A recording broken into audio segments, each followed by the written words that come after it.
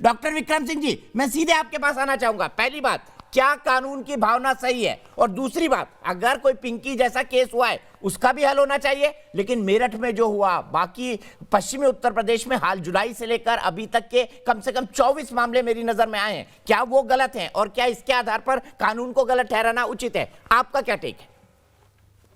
दीपक जी, केवल 4 वाक्यों में बात समाप्त करूंगा।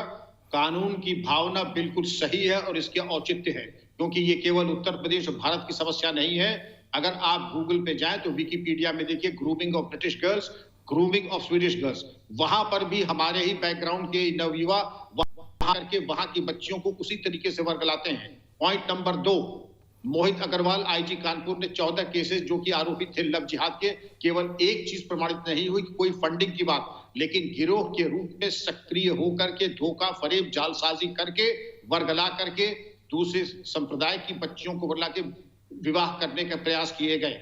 नंबर 3, ये एक्ट अपने में रिलीजियस न्यूट्रल है, इसमें कहीं नहीं लिखा है हिंदू मुस्लिम। अगर हिंदू लड़का भी यही करेगा उसके लिए भी 10 साल की वही सजा है जो मुसलमान लड़के के लिए है। तो भाई मैं क्यों अपनी दाढ़ी टटोल रहा हूं कि मेरी दाढ़ी में तिनका क्यों है? जो करेगा सो भरेगा, चाहे हिंदू हो, चाहे मुसलमान हो, चाहे सिख हो, चाहे ईसाई हो। तो इसमें क्यों ये कहा जा रहा है जो दोषी है, जिसने कानून का अतिक्रमण किया, कार्रवाई होके रहेगी।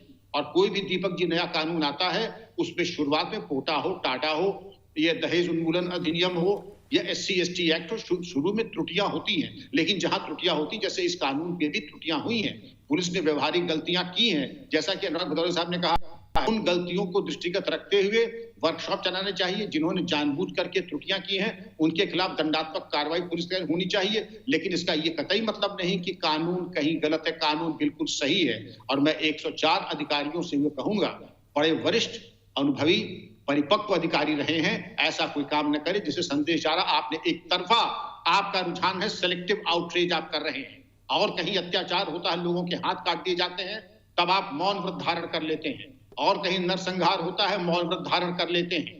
गांधी मैदान में महिला कर्मियों की वर्दी फाड़ दी जाती है और अत्याचार होता है, आप मौन व्रत धारण कर देते हैं। और यहाँ पर आपको गंगा जमुनी तहजीब में आक्रमण दिखाई पड़ रहा है। गंगा जमुनी तहजीब ऐसी होती है कि जिसमें हम मानते हैं कि सब हमारे हैं, हम सबके हैं, मुसलमान भी हमारे भाई हैं, मुसलमान हमें कहते हैं आप हमारे भाई हैं, तब गंगा जमुनी तहजीब रहती है। एक तरफा कहीं हवा जब बहती है वो गंगा जमुनी तहजीब नहीं है। उसकी तहजीब का नमूना आपका बहुत उम्दा प्लेटफॉर्म है दीपक जी। जब वाहिद एक सम्मानित महिला पैनलिस्ट को हम समय नहीं दे सकते हैं, हम धैर्य नहीं दे सकते हैं, तो हमको अंतर्मंथन करना पड़ेगा कि आखिर हम किस दिशा में देख रहे हैं। कम से कम इतना तो कम से कम अपने ऊपर कृपा कर लें कि जब सुभी खान ऐसी श्रेष्ठ प्रवक्ता बोल रही हो तो धीरज के साथ उनकी महत्वपूर्ण बातों को हम सबको, और सभी की शोएब साहब की बातों को, प्रेम शुक्ला जी की बातों को, आप सबकी बातों को धैर्य, ठीक है, तर्क रखे ना सर, कोई दिक्कत नहीं है, तर्क रखे, कोई दिक्कत नहीं, आपने बिल्कुल पॉइंटेड बात कही।